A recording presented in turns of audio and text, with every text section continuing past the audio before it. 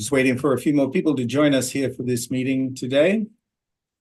My name is Roger Weatherall. I'm going to be your moderator and host for this program, which is sponsored by the International Association for Peace and Economic Development, which is one of the primary associations of the Universal Peace Federation, which was founded by Dr. Sun Myung Moon and his wife, Park Jae-han Moon.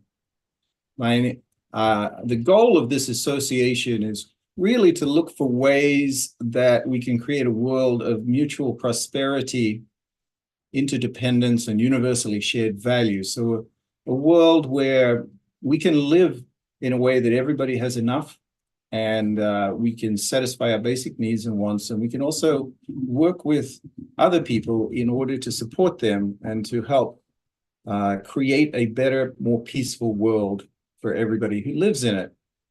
So our topic today is about FIRE, financial independence, retire early. And many of you may not have heard of this before, but it is a real movement, and it has been around for, 20 years or so. And it's the idea that you don't need to necessarily just work all your life in order to get the money that you need to retire on.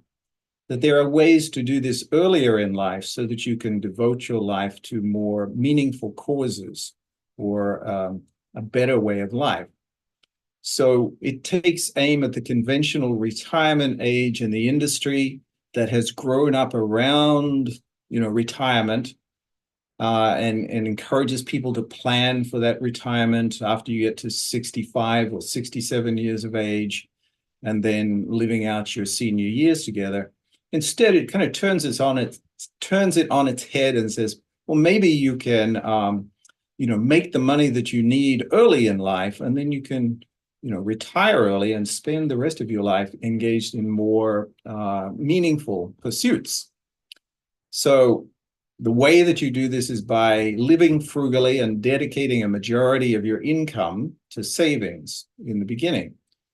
So we have with us today Sonny Burns, who has taken on this mission in life, and he has been very generous in sharing his methods and challenges and successes through updates on his website, famvesta.com, through podcasts and YouTube videos. And his success, I think, really speaks a lot to the value of this cause. So Sonny is now 33 years old. He's happily married with 5 amazing kids, and he works full-time still as a project engineer for the Department of Defense. So Sonny and his wife, Sunmarie, founded famvesta.com as a blog and a podcast, and they've been working primarily about how to create, a financial foundation and to build strong families, and they're very active in their community and in promoting this idea to others. So they currently have 3 rental properties in New York with 11 units that are worth over $2 million and bringing in over $200,000 in income each year in gross rent. So I'm going to turn it over to Sonny. He enjoys the simpler pursuits in life, like reading books, running 15 miles in the morning before breakfast, going for ice dips in the lake, and tackling Ironman competitions. So if you're into that, you can talk to him about that later. Sonny, over to you. Hey, thank you. Thanks for the introduction. Appreciate it. Yeah, so today I'm going to be talking about my own journey in like the FIRE movement and trying to get to, well, we've actually achieved financial independence. Haven't retired yet, still have a W-2 income and still working. But yeah, I want to go over that journey with you guys and yeah, just share my story. So I'll begin sharing my slides. Okay. So yeah, I got to update this pic, but we now have 5 kids. It's a pretty crazy household. We have an 8-year-old, 6, 4, 2, and 0-year-old just about to turn 3 months. So pretty wild at our house. Yeah, just want to start out with my life purpose statement. So my life purpose is to be a role model with a sound body, no addictions, financial independence, and a strong, loving family that can inspire and empower others to invest in their families. So I always like sharing my story because I feel like, we live a really good life. My wife and I, we really are blessed in everything that we have, and the way that we are able to raise our kids and just our family in general. Really feel like we are so blessed, and just want to enable others to kind of have the same freedoms that we have and live the good life. So I love sharing our journey. Just wanted to quickly go over, my net worth over the last decade. I guess this chart's a little old, but in like 2010, I was just starting college. I had debt because I was going into college. And 2020, we were approaching millionaire status, and now we're very well into being millionaires. And I just kind of want to go over, just give that brief background of that decade and how we, started saving a lot of money and then started investing in real estate, and then how that like propelled our net worth and just our cash flow and our financial independence. Yeah, just going from a negative net worth to, being close to millionaires by the end of the 2020 decade. So we'll touch on this a little more a little later. But yeah, I feel like a lot of my journey started when I got engaged to my wife. And yeah, we grew up really poor. Me and my brother, I have three other siblings, so there's four of us, and we grew up pretty poor. My parents told me that I grew up on just like mac and cheese in a basement apartment, and her budget for the month was like $45, and that had to last the grocery bill for the whole month. So we were just very frugal people. And I feel like a lot of my entrepreneurial journey started as a young kid. I would sell like candy to my siblings and stuff. And when it came time to go to college, I started to think about how was I going to get there, because I wanted to commute from home because I didn't want to pay for room and board.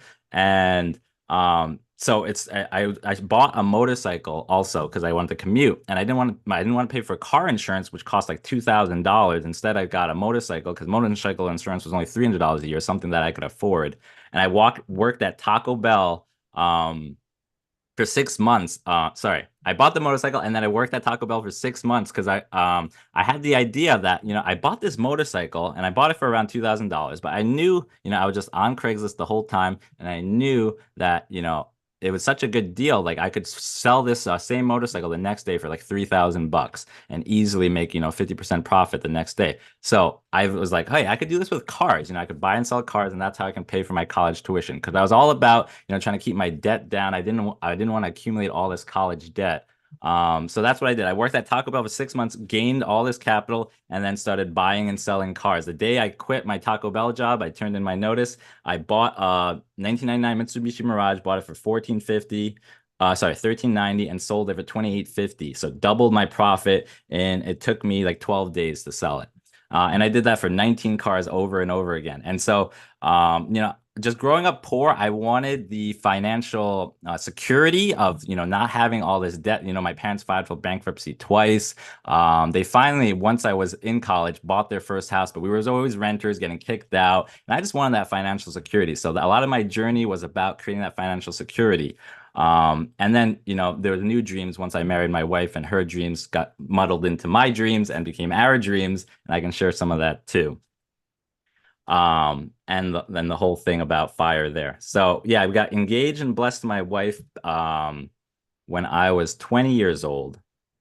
I won't go into this just yet, but okay, actually I will go into this. I got this thing called the DoD Smart Scholarship, which is I currently work for the government. I'm a government employee for the Department of Defense, and they paid me my junior year. I got this scholarship, and they paid full tuition, and they gave me $25,000 a year cash in my pocket to pay for schooling and commuting and things like that. In return, I had to work for the government for every year. I accepted it 1 year. So I had to work 2 years. I'm still working there 10 years later because it's a really good job and I like what I do. But that was a great, way to lessen my debt burden, but also got me started in investing. A lot of my friends who got this scholarship bought nice fancy cars. I just started investing it. And I was looking back at my numbers, and I saw, currently my Roth IRA, the cash invested was like 53,000, and its current worth is like 120,000. So, it's already doubled, more than doubled. My wife's IRA didn't have to do as good. We invested 61,000. It's got 91,000. Still awesome though. And then my 401k, we invested 71,000 and it's worth 174,000. So just awesome to see kind of the returns you can do once you start getting into investing. Um, yeah. I wanted to give a quick example. I don't know if this is rudimentary for a lot of folks, but I thought this is a pretty powerful example. And Albert Einstein says compound interest is the eighth wonder of the world. He who understands it earns it. He who doesn't pays it. And I feel like I learned that really early on as a child. I think, everyone can think of a bad habit you have, a $3 expense. Maybe it's a latte that you get every morning. You do that every day, that's $1,000 a year. If you do that over 60 years, that's $60,000. And so a bad habit, that just goes out of your paycheck, goes out of your pocket, and you never see it again. But a good habit, like you saw my returns, if you were to invest that $3 a day and get 8% interest, sure, the first, and get 8%. So that's $1,000 a year. You'd get $80 first year of interest. Second year, you get $166. Third year, you get 3,246 years. So that $3 habit, what will you get at the end of 60 years when you're 75 years old if you started that at 15? You'd be a millionaire just at $3 a day. So it doesn't take much to, I feel like, start this financial independence journey. It just takes some education and a little bit of discipline. $3 a day, just a little bit of discipline, $1,000 a year, to have that financial independence. Anyway, I thought that was a powerful example. Anyway, going more over my journey. I graduated college in 2023 with my bachelor's and master's in mechanical engineering. Shortly after, got married to my wife. And then, oh, just a quick fun fact. Average wedding cost in USA is $34,000. In Northern New Jersey, it's $62,000. Insane how so many people drop so much money on a one-day event. $62,000. We managed to do our wedding for $2,600, 100-person wedding. We were proud of that. So we're just very frugal. Everything we buy is used. And everything, we even like renovate kitchens. We have 11 units at this point, and we've done 9 of those 11 units with used kitchens that we bought off Craigslist and things like that. And we were making pretty good income as a newly married couple. I was making $50,000 as an engineer. My wife was making $50,000 as a teacher. But instead of getting a fancy new apartment, making 100,000 collectively, we just moved into a bedroom in my parents' house, and we paid them $500 a month rent, but we're able to sock the rest away, and that really accelerated our journey as well. Yeah, so I started working for the Department of Defense at a place called Pickering Arsenal, New Jersey. Like I said, I made about $50,000 a year. Here's another example. Maybe again a little rudimentary for some folks. So I'll go through it quick, but I think also illuminates the power of what you spend and your salary and how finite it is. Like when I was little and I saw a $50,000 salary, I'm like, oh, I'll be made. I'll have it made. I'll be good, set for life. But when you think about it, $50,000 goes away pretty quick. You got taxes, Social Security, Medicare. So I'd say like at the end of it, you're probably getting take-home pay of like $36,500. 365 days in a year. So really you're getting about $100 a day from a $50,000 salary. Maybe you get a $1,500 a month apartment. That's $50 a day. So half your buying power, half your income is going directly to a housing expense, which is the reality for a lot of folks. And then you're left with $50 a day, but you have other expenses. You got to pay for food. And then maybe you got $30 a day. You got to pay for commuting, gas, insurance. You got to pay for a phone bill. So quickly, so many people just get trapped into thinking, oh, they have a high salary and they just spend, but they just quickly become paycheck to paycheck because they don't they don't measure their expenses. They got a high housing cost, and then there's no savings because all that income just gets lost in expenses. And yeah, it's just a zero. Yeah, so for Sunri and I, we really had dreams to make just have more than just a paycheck to paycheck lifestyle. We want to escape the rat race. The American dream is life, liberty, and pursuit of happiness. But I feel like in today's world, a lot of people just want. It's become kind of materialistic. There's a lot of overabundance and consumerism, trying to buy status symbols and just buy happiness. So many ads are just enslaving us, and then we're just trapped by debt. So yeah, we just really want to buy freedom, not things. And we really believe time is your most valuable asset. So yeah, we just tried to escape the paycheck to paycheck lifestyle, and we wanted the freedom to raise our family the way we wanted to and retire early if we could. So, yeah, my wife was homeschooled growing up K through 12, so it was always her dream. She became a teacher. He went to college, became a teacher, but it was always her dream to homeschool her own children the way she was homeschooled. And my wife and I sat and we talked about it, and we are like, okay, if we're going to be a one income household, we really got to think smartly about that.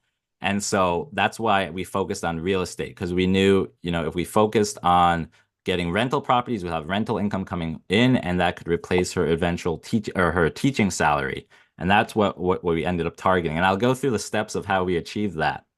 But just a little more about, buying, choosing to buy things or buy happiness. I love this quote. It goes, a little bit of inconvenience can lead to a lot of happiness.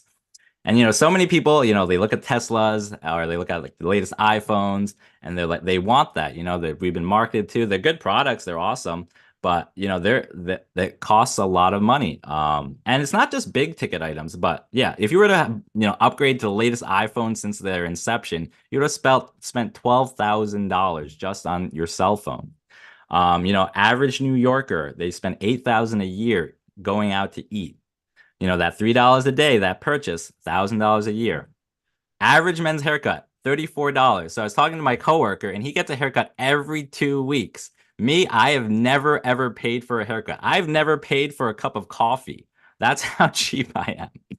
But, I calculate over the last 30 years by not getting a haircut twice a week, or sorry, once every 2 weeks and paying $34. And I'm sure he tips on top of that. But I've saved $24,000 by not getting that haircut every 2 weeks, which is kind of amazing to think about. And yes, there's always things you can take away from, some people love having their hair. My wife just cut my hair 2 days ago. You just take the buzzer, it takes 10 minutes and I'm done. And that's what I like. I just like speed, efficiency, and I'm not about the latest fashion trends. Yeah, like I bike to work, so I'll get helmet hair anyway.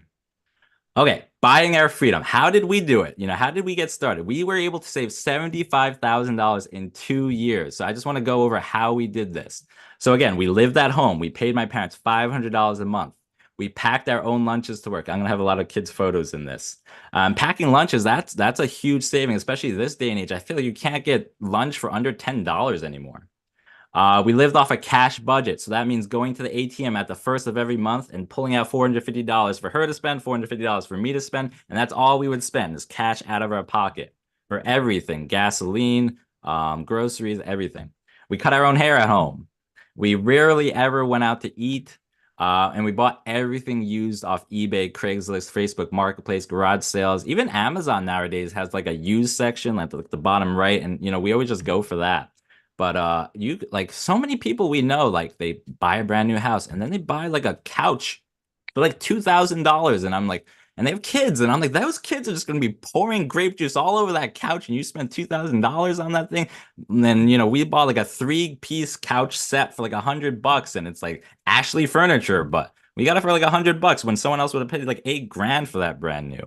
But yeah, I don't know. I feel like so many people don't buy things used when they should be used, and there's so much savings in that. And then we resell all our unwanted things and clutter.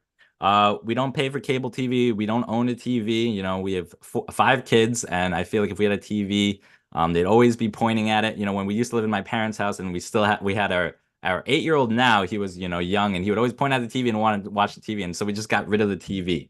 So there's a lot of expense savings with that. We don't drink alcohol or coffee, so that's why I never paid for coffee, never paid for alcohol. And then we travel for free cheaply using travel hacking, and we don't fall for tourist traps. We love going to a new place and going hiking or, doing something that's more assimilated with just the natural beauty of the place we're visiting. And we pay less than $24 a month for our cell phone service, which is a big savings, I think. And then we bought cheap, reliable used cars. I bought this Honda Fit for $3,000, and this is going back almost 8 years ago now and still running strong. I got it at 50,000 miles. Now it has 180,000 miles, still going strong. Yaris I bought for $5,000. It made me $15,000 on Turo because I rented it out. So anyway, lots of good things. But yeah, buying a cheap, used, reliable car, I think you get so much get a car with good gas mileage, get a Japanese car that'll last a long time, low maintenance. I think that's huge. And then, both my wife and I, we didn't collect massive amounts of student debt. We got scholarships. We worked hard through college. I was doing a work study job as a machinist while flipping cars, while taking 23 credit semesters. So, we worked pretty hard. So when I was 25 or 25 years old, we had a son, and then we started thinking about, buying our first house. So I want to go over finances 101. So income is money you bring in, expenses, money you spend. Some people say it's like offensive finances and defensive finances. So cash flow is income minus expenses. Assets are something that pay you, liabilities is something that cost you. So, a lot of people, when they buy their first house, they think about this. They don't think about this grungy looking four-family property. They think about the nice lawn, the grass, kids are going to be playing there. But what we did is we bought this thing. And why did we buy this? So we closed on this in October of 2015 when my son was 6 months old. And we paid $430,000 for this four family in Bergen County, New Jersey. We put $43,000 down, 10% down payment. It was a two family in the back and a two family in the front, two separate structures. We did a lot of work to it. We had friends throwing cabinets out the back. Like I said, we renovated 9 kitchens so far out of our 11 units. So we've done a lot of renovations, a lot of YouTube study because both of us weren't too handy.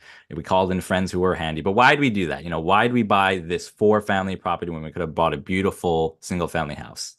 So there's a lot of expenses that come with houses, and they don't change so much from a single family to a four family. Expenses for this property alone is over $3,000 a year. You got your mortgage, taxes, insurance, utility bills. So that's $40,000 a year just in expenses. So why do we get a four family? Because in unit 1, we could live for free, while unit 2, 3, and 4 pay for the expenses. We were collecting $4,600 a month. And so that's $1,200 a month positive. So we got to live for free and make money by buying this rental property. And then we get equity. So at the end of 30 years, our tenants have paid off our property. And so this property we bought for $430,000, it's probably going to clear $1 million now. I think it would appraise for about $1 million. So it's more than doubled what we bought it for. And, we haven't been paying that mortgage. That's been coming from the tenant payments. We get tax deductions on all these bills. And, we didn't have to pay for housing, so we could just continue to save, so that we could buy, the next property. Anyway, that sounds great. It's a lot of work. There's my wife 6 months after giving birth, paving, concrete sidewalks with split issues, we're dealing with tenants, getting new tenants in there. There's a lot of work involved, but for us and for our freedom, it's been awesome. Yeah, so currently $91,000 a year, it's bringing in. That's net cash flow. Sorry, not net, gross cash flow coming in. Yeah, so really it was for that freedom. My wife, never went back to work. She was on maternity leave, but she quit and never went back after we closed on that four family house. And now she's homeschooling all 5 of our kids, which is no easy job either. But, that's her dream. And, I support her in that, and we're doing it together. And yeah, having a plan, sticking to that plan and being disciplined and doing this has allowed us to do that without making too many other sacrifices. We live a pretty good life. Got into Amazon FBA. So we when we brought our son home from the hospital, he liked this pacifier that the hospital gave us. And but then we lost the pacifier, and I was looking everywhere, like, how do I get this pacifier? They don't sell it at CVS, don't sell it at Walmart. I can't find it anywhere. I ended up having to buy like 100 pack from a factory and to get this pacifier. And I looked on the forums, and everyone's like, oh, where's this pacifier? Where do I get it? And so I sold the Xs on eBay, and they go like so quick. And so I'm like, and so I buy another pack and I start selling more. And then I'm like, wow, I could make a good profit with this, but it's just so annoying to go to the post office all the time. So what Amazon does, and why Amazon's so big, is Amazon has millions of sellers on their platform.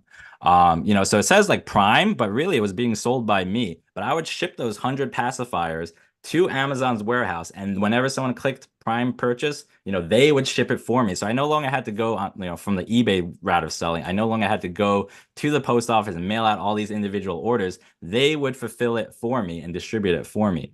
And so we did that for a number of years. I think I made the first year I made $30,000. I think the next year I made like $50,000. We no longer do it because it wasn't our own product. You know, the pacifiers were made by this Philips corporation. So other sellers hopped on and started selling it. And the price kept getting lower and lower, and it wasn't worthwhile to buy it anymore. But it was a good key into Amazon FBA. And now I'm in the process of patenting a product that I want to sell on Amazon eventually. Yeah, it's kind of just going through it with the patent attorneys and getting it fully patented. So gonna work through that. We had our next child, and then we bought a 3-family house 2 years after buying that first 4-family. So in 2017, we closed on this 3-family house. We also found this one on Craigslist, actually, for sale by owner. $350,000 we bought it for, and it brought in $53,000 a year. So that was pretty good. 2 years after that, we bought a 4-family house in Lyndhurst, New Jersey, and that one brings in $88,000 a year. And yeah, so these 3 properties, which is still what we currently own, and now we have a single family house as well. But total income of $233,000 from just 3 properties. So 4-family, and a 3-family.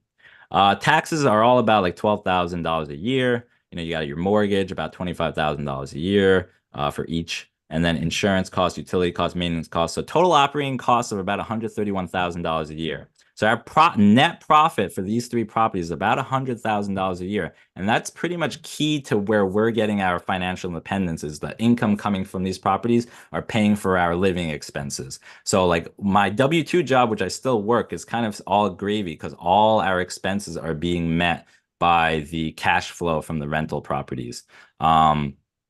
Yeah, I think a lot of people know what FIRE is, but being financially independent basically to me means that you don't have to, work a job in order to to live, to meet all your expenses. And yeah, I'll go into that a little later, but yeah, I'd say at this point we are financially independent. We're not really looking to buy any more properties because this is enough for us to live happily and successful. So we don't really want to build an empire. We just kind of want to maximize what we currently have. So we're always like fine-tuning things and making things better and adding to, how we can maybe rent out the basement for storage units or things like that and just maximize what we currently have. Yeah, talking about maximizing, what we ended up doing with one of these like closets that we had and was just accumulating junk is we had an idea to make it into a Japanese style Airbnb. So for a long time we were renting out this room. Unfortunately, Garfield recently banned Airbnbs, but for a good 2-3 years, we had this really highly rated, I think we had like 150, close to 5-star reviews. A lot of people left us great reviews on this Japanese style Airbnb tucked away in Garfield, New Jersey, where people stepped on the floor on futons, had a heated kotatsu, had a pull down projector with anime DVD collection, and people really enjoyed it. We had our 3rd baby in 2020. Yeah, so this was Turo. So we bought a minivan, and because we bought a minivan, I had a 3rd car, and I was like, do I sell this car or do I try something else? So I tried something else. I tried renting it out on Turo, which you can still do today. And in 2020, I earned $6,000 by doing this. And then, I didn't update this. Anyway, until the next year I earned another, I think like $6,000. And then unfortunately, someone crashed my car. No one got hurt, but they crashed into a guardrail hitting some black ice. It was totaled. Turo paid me, I think, like $4,000 for it. So in total, I think I made like $15,000 off this car that I paid $5,000 for, and got to, drive for 50,000, 80,000 miles, I forget. Yeah, so that's kind of been my entrepreneurial journey. And then, we try to share a lot of our journey and a lot of things we try on our blog, famvestor.com. We have a podcast, 97 episodes now, where we, interview people and also just share more details of our journey. There's some good things on there. Also, started, yeah, I guess we get some income from the podcast and blog with Amazon links, about like $1,000 a year at this point coming in from affiliate links that people click on. Also have a YouTube channel, starting to make about $200 a month on the YouTube channel. We have like 7,000 subscribers at this point, and just on ads, making some money there.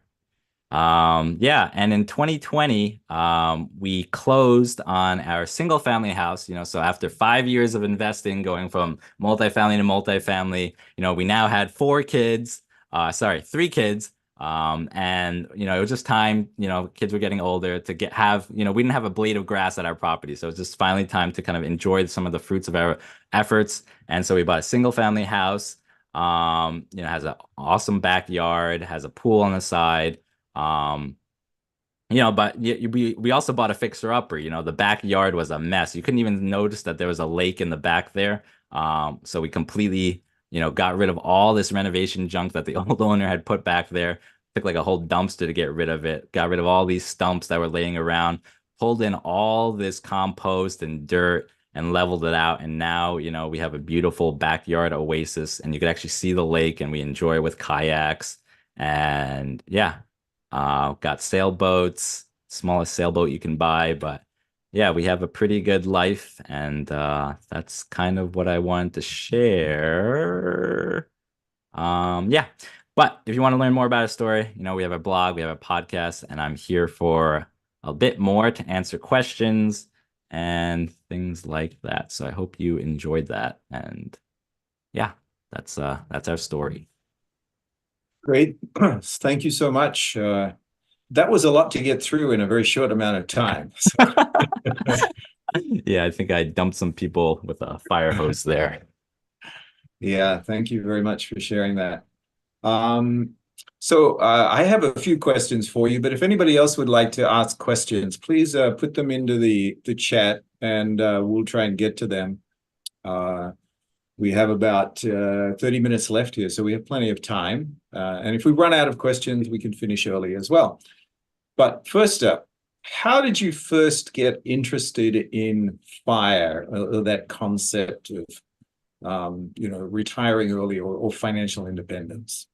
Yeah, I have to say that it was listening to podcasts, because I think when I was like around 22 years old, I started thinking about, my parents had just bought their first house, and I was looking at their like mortgage statement, and I was seeing, okay, they bought their house for $250,000, but after 30 years, after interest payments, they're going to be paying $750,000. So that's 3 times the amount they're buying it for. They're paying in interest payments, and I'm like, I don't want to do that. So I was like, I'm just going to save my money and buy my house in cash. And my goal is by 25, I'm going to do that.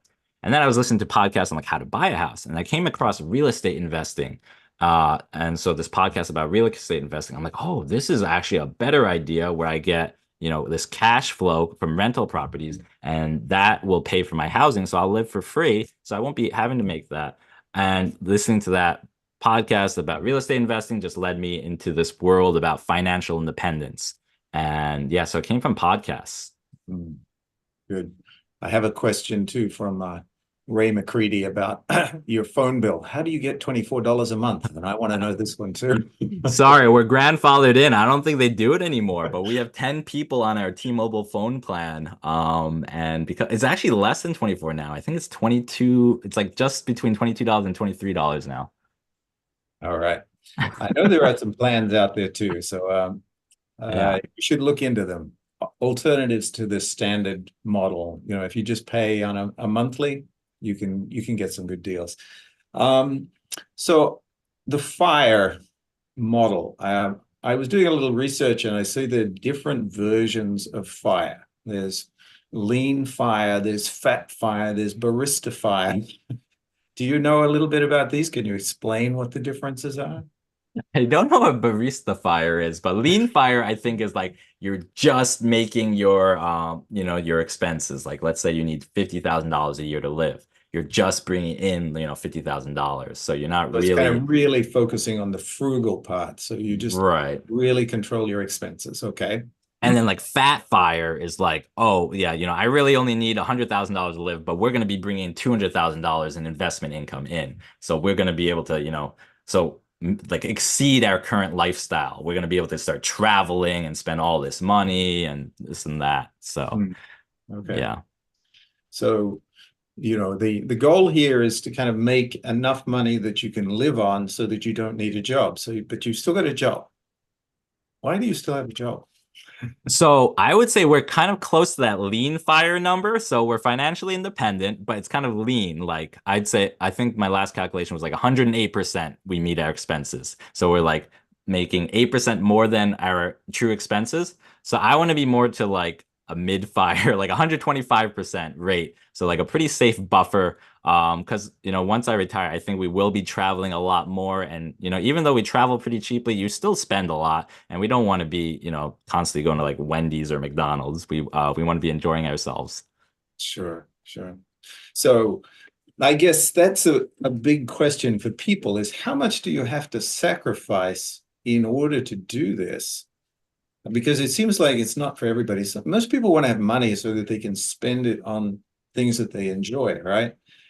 And I guess there's a balance that you have to strike. So where's that balance for you?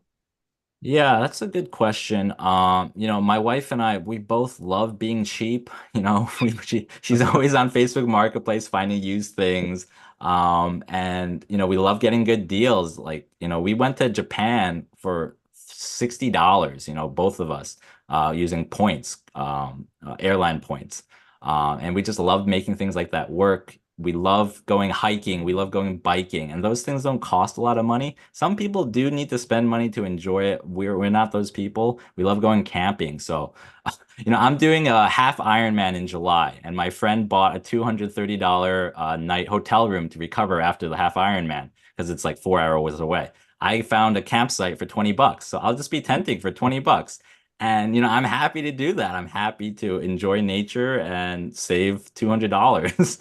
Um, but yeah, I don't know. There's just different lifestyle choices. And again, my wife didn't want to be a landlord in the beginning. She didn't want to deal with tenants and have that hassle. But when I told her about, we could have that financial freedom for you to quit your teaching job so you can stay home with the kids. And that was her dream, and that was the reason she was fully on board with, doing the harder thing of buying, a four-family property and managing tenants, fixing things up, in order to have the freedom to be, financially securely at home with the kids. Right. So she is totally on board with this, right? Yeah, no, now she's with me usually talking about this kind of stuff and trying to get other people on board. All right. Because I would see that that would often be a sticking point for many people where if a husband or a wife wanted to do it, but the other was not on board with it, it could cause a lot of conflicts, right? Yeah, I think I see that a lot of times, but I don't know how I would have done it if she wasn't on board. Right. Or vice versa. It really wouldn't have worked so nicely. But I think, yeah, like the key is like, hey, what do you both want? And, is that going to help that objective to get there? Yeah.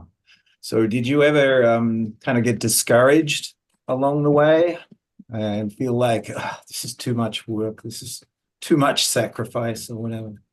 Yeah, I mean, there's definitely like, especially that first property, we didn't know what we were doing. None of our friends, none of our family ever did anything like real estate investing. All I had was podcasts that I listened to. And, when we bought that four-family property, it was vacant. So we lived in one unit, but actually we didn't have any tenants. So we had to pay all those expenses until we could find the tenants. But before we found the tenants, we wanted to fix the property so that, we'd get good tenants who wanted a good property. And so we had all these holding costs, and we just put all this big down payment on, and all our savings is going out the window to taxes and utilities and things. And so it's stressful, and like we're staying up till midnight painting and repairing things. And then we have a showing to show the apartment, but then it's like, oh, none of these guys are good. Do we really want to wait 2 more weeks until we find a good tenant, or do we just go with a bad tenant? And so there's a lot of stress, there's a lot of factors. But yeah, ultimately, it was a lot of work. There's a lot of stress, but we have no regrets. Hmm. So how did you actually get the finances for all of this? So how did you use the banks and leverage it? Because initially you said you wanted to pay cash, but then you did get mortgages. Mhm. So leveraging one property to get money for the next, or how did that? Yeah. Yeah, so we saved $75,000, living in my parents' house, both just socking away money. So we had $75,000 cash. We found a bank that would lend. It was Trustco Bank. They don't have a lot of branches, but they would lend for up to a four family, 10% down. So we found a house that was $430,000. So we put 10% down, $43,000, and then we had the rest for closing costs and for repairs. Hmm. So at first, initially, it was just saving, saving, saving. And then the second property that we bought 2 years later, I forget how much we put down, but that was also putting 10% down. So $35,000. What we did is we refinanced our house, so got like a brand new mortgage. And because we fixed it up so well, they gave us, $120,000, kind of like cash upon closing. And that's what we used to buy the next property. And that one had a lot of repairs too. So we used the remaining amount to kind of fix it up. And then 2 years after that, we refinanced that house, actually got a second mortgage. So a HELOC, home equity line of credit. So we kept the same first mortgage on that second property, but got an additional mortgage on the new kind of like all the repairs we had done. And they gave us a $120,000 line of credit. And we used that to buy that that four family property in 2019, 2 years after that. So it was every 2 years we bought. Yeah, and then actually we got another home equity line of credit on that four family, and that kind of helped us buy that single family too later on. Good. So it's leveraging the equity that you have in one property and then rolling that over to another one and continuing to grow it. Okay. Yeah. So by doing this, you can end up with a lot of property, but how much work do you have to put in to manage all of those properties now? Because you're working a job and your wife is teaching, and there are repairs and there are complaints and all of this kind of thing. So is it worth the effort? Yeah, I would say it's definitely worth the effort. Because I don't know, it worked out really well for us. My brother, so I have a brother-in-law and I have a brother. My brother-in-law has a two-family. He saw our model and he went off and bought his own two-family. So I'd say he thinks it works too. My brother, he bought a three-family, so I think he thinks it works too. We have a lot of friends who went ahead and bought, multi-family properties, just because they saw how it accelerated our journey. When you don't have that housing expense, you saw, it's 50% of most people's expenses is a housing expense. So if you can do some way to hack that away, whether it's like Airbnb, an extra bedroom you have in your house or something, that can just accelerate your savings so much and just, stop the paycheck to paycheck lifestyle. Yeah. So would you recommend this for everybody? I would recommend some aspect of like house hacking where, maybe you don't go out and buy a four family property, but maybe, yeah, you have that basement apartment or, extra bedroom, or, you build a shed that you have on your property that you rent out on Airbnb, or do something of that nature, or maybe you like I did with my extra rental car. I feel like Turo is an easy, it used to be easier. Used car prices are kind of expensive now, but having some kind of passive income coming in, I think, yeah, is a great thing. A side hustle is a great thing. Sure. Tell us a bit more about Truro. I don't think many people are aware of what that service is. Yeah, so it's kind of just like Airbnb for cars. Yeah, so you can go out to Turo.com. I have a BC friend who has like 33 Jeeps in Colorado, and that's his livelihood. He rents out these 33 Jeeps to anyone who comes into Colorado and wants to go off-roading or whatever. And so you as an owner can just list on their platform. And so I just, I had this third car after we bought our minivan, my Toyota Yaris. And I was like, do I sell this thing? But instead, I kept it and I just rented it out. And so I would only rent it for $35 a day. But because it was so cheap, people would take it for like 2 months at a time, 3 months at a time. And it would be bringing in $35 a day, which added up. I would be making thousands a year on this car. Yeah. And I just had the keys in my mailbox. And I would tell them, after you send in your driver's license for like security verification, just the keys are in the mailbox, just pick it up. A lot of people have like a little lock box or something that they leave outside their house or something, and they can just come get the car. And of course, I'd have to clean it out every once in a while. And, I had to deal with people smoking marijuana in there. So I had to get like what did I get? An ozone machine that sprays it and cleans it out. And there's little tricks in here and there. And there's always annoyances whenever you're starting a business, but Sure. So I just wanted to go through a list of some objections or some problems that people have with the FIRE model, and I'm just going to run these by you and see what your response is to it. Um, well, I think we covered the first one, that if your spouse is not on board, that can be a big obstacle, right? So we talked about that. So um, many people do this because they want to retire early. Do you plan to actually retire? And if so, what do you want to do with your free time? Yeah. So I do plan to retire. And I think I've been really into growing the YouTube channel recently. So I like we spent the last year actually in Japan. I was working in Japan for a full year. So yeah, so anyway, I was able to manage all those properties from Japan, and I did it through hiring kind of like a quasi property manager to manage my properties. But anyway, I documented a lot of our adventures on the YouTube channel, and I just see us being a very adventurous family. And I just want to go on a lot of adventures and just record that. And if I can make a solid YouTube income that just keeps growing and keeps coming in, I think that would be awesome. So I would love to grow that. Like I said, I have other entrepreneurial ideas that are always coming in. I'm working on that patent that I want to pursue and market soon. And yeah, I feel like I just always have ideas. But yeah, if I can just share those kind of ideas and go on awesome adventures on YouTube and, doing speaking gigs and things like that, I think that's what I'd want to do. Okay. Here was one, is you once you retire early, so you're kind of in a unique age bracket. Like, so say you retired now at 33 years of age. Most of your friends and associates are still going to be working, right? Hmm. So you kind of be in a very lonely kind of group of Mm. people. So having enough people around you who are also in that same area so that you can actually spend your time, productively with them would be a challenge. What's your thoughts around that? Yeah, no, I agree. I feel like it has been quite challenging to find like-minded folks who have the freedom that we have to do, to travel, to do things. I mean, I'm still working, but I don't know. I just seem to have a lot more freedom than most people, especially someone with 5 kids. Usually you'd be pretty tied down. You wouldn't be doing much, but I feel like I have a lot more freedom. I don't know if that's just mentally. I feel very secure in if I did have to quit my job or leave my job, I could and be fine. Hmm. But yeah, it's just been hard to find like-minded folks who are kind of on a similar trajectory. And I don't know if I have an answer for that, but I started a meetup, financial independence retire early meetup. We meet at the local county library. They have a free room that we can use.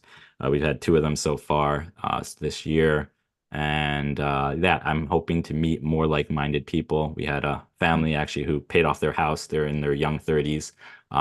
They had brought their 2 kids over on Sunday and we just hung out with them. So yeah, just trying to make opportunities to meet more like-minded folks.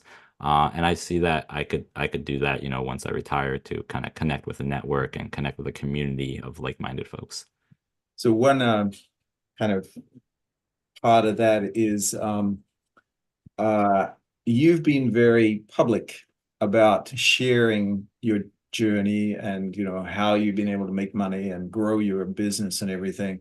Has that generated kind of some feelings of I guess envy or jealousy from people around you? Have you had to Mm. deal with that? I'm sure it has. I haven't really had to deal with it. I don't know, maybe it does uh intimidate some people, so maybe I don't get approached as much by other people who would want to approach me. I don't know. But yeah, I haven't had to like it hasn't come up to my face that, I'm jealous of you or things of that nature. I think partially because I'm an open book, all my numbers are out there and it's Mm. not like I'm coveting anything. I do truly want to share as much as I can.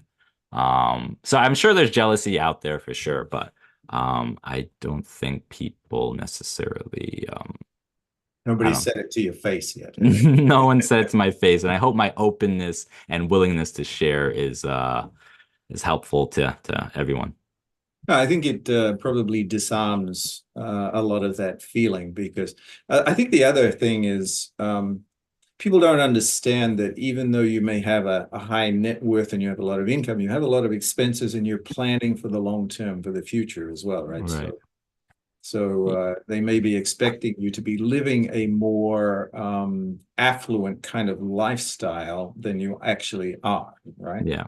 Every one of my tenants drives a nicer car than I do, you know? Every Yeah, single one of my tenants drive a nicer car than I do. that's interesting. Yes. Yeah.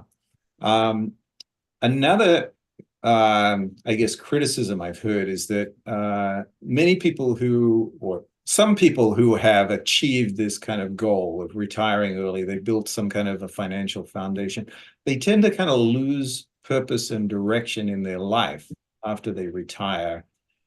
And they go back to work, right? Yeah. Because they don't have that kind of motivation to get up every morning. They don't have somebody, a boss looking over their shoulder and saying, hey, where were you this morning or whatever. They don't have that structure in their life. And so they actually can become depressed. Mm. So the idea of having work, and I find this as a guy, especially, the guys want to work. They get a sense of their purpose and their value out of creating something of value. So if you have that financial independence, how would you want to really contribute in a way that makes a difference in the world? Mm. Yeah. Yeah, I think a lot of things there. I mean, like I have 5 kids, so like the amount I can invest to them and amount of time I can invest to them, I think is like limitless. That's my number one priority is really investing in my family, investing in each and every one of my kids. I feel like that is the greatest impact I can have on the world is making awesome, great kids who are gonna then have a bigger impact on the world too. But yeah, I feel like through the podcast, through the YouTube channel, through other education channels, through speaking, at events like this, I can make a difference there too and have a positive impact on the world. I feel like, the more people I can, unbound from, a paycheck to paycheck lifestyle, so much more freedom, so much more ideas, so much more goodness can be unleashed from that. And I really believe, the more financial independent people there are, the better the world will be. Um, was there more to that question? Yeah, I think that's a good answer. That's what you want to do to, have a valuable life and to Mm, feel like you're contributing in society. And I think you answered that. yeah. Um, One of the goals of the International Association for Economic Development is really to create a more equitable world. And I think that the model that you're showing here of living a frugal lifestyle and saving and investing is very applicable to many people. But there are also people who are just scraping by day to day, right? On paycheck to paycheck. And Hmm. those are the people that probably need this the most, but don't know how to get out of the Right. cycle of, just paying the rent each month that they're living on. What would be your advice or guidance to these kind of people? Yeah, that's a good question. Yeah, I feel like, those are the people who have no time to listen to a podcast on this kind of stuff, no time to attend a fire event to do that kind of things. I don't know if I have any advice, but I feel like so many times, like, I've given these kind of talks for a decade now. And there's been so many times, especially recently, where there's someone will come up to me and be like, I heard this same talk you gave like 10 years ago. I had no idea what you were talking about. You're talking about all these numbers and this and that, but now I get it, And those things you mentioned, I started looking into those things years later, and it's affected me. And I feel like I don't know, I talk at the churches, I've talked at schools before. I have friends who are teachers and they're always like talking to their class about this stuff. So I do that. And I feel like, I just plant little seeds here and there. And I hope it makes a difference and I've seen it make a difference. I don't know. I don't know how to reach the people who aren't helping themselves, but yeah, that's an answer. Well, do you have any advice for older people like myself? So you started very young, so I'm kind of getting ready to retire now. So if you're kind of later in life, you don't have a lot of chance to kind of build things up. So what would you Hmm. say to somebody in that area? Yeah, no, good question. I'm actually helping. So I have an offering brother, right? So someone in my family, my mom actually had seven children, and her last child, she offered for adoption to this family who tried in vitro like four times, could not have a child. So she actually allowed them to adopt my brother. And so we've been connecting. Actually, he came to Japan for 3 months, and we were bicycling every day. We were doing all these awesome trips. But anyway, they grew up for 20 years in this three-family house, and they're currently there in the Massachusetts area. And, the dad is like getting close to retire. He's like 70. And, the son, my brother, he's like 25. And the owner died. And, they knew this owner really well. They attended his funeral and everything. And, the dad's like, we were thinking to buy, my mother just died. She gave us $100,000 inheritance.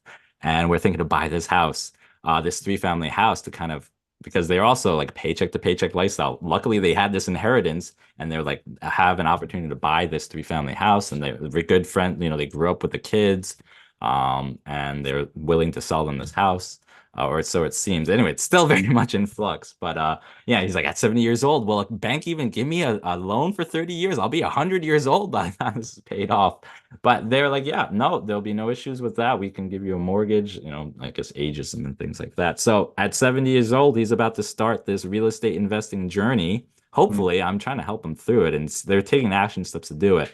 But I don't know. I don't think age has to be a thing to financial independence. You can always, if you can save some money to buy a car that you can put on Turo and get some cash flow coming in, a couple grand a year. I think like everything helps, and you can always try to cancel some subscriptions and lower that expensive, get good on your defensive finances. I feel like you can always look into this stuff and always get better. My wife do an audit with each other every year. We go back to the cash system just to re-audit ourselves and make sure that we're not spending where we don't need to be spending. Right. Yeah, I think this has been very valuable, and we're kind of at the end of our time. We had a number of good questions that came in there from the audience that I was kind of feeding through as well. Um, the last thing that I wanted to ask about is that often people who retire early, they find that they have a lot of time for self-reflection and looking internally and thinking about, what is the purpose of life? Or, how am I going to raise my children? And all of these kind of things. Is that something that you have found as well? Yeah, I don't know if I feel like I'm a very introverted person, so I'm always thinking, I don't know, since a young kid, but yes, I always have those thoughts. I have five kids. I'm like, how am I gonna get them, having happy, successful lives? Thinking about already, my 8-year-old, he's gonna get married in 10 years or 15 years from now, like thinking about that and, how I want to raise them. Mhm. That's great. So I hope our audience here was able to pick up some tips. The big thing I picked up is it's never too late to start. You can do this at any point in your career.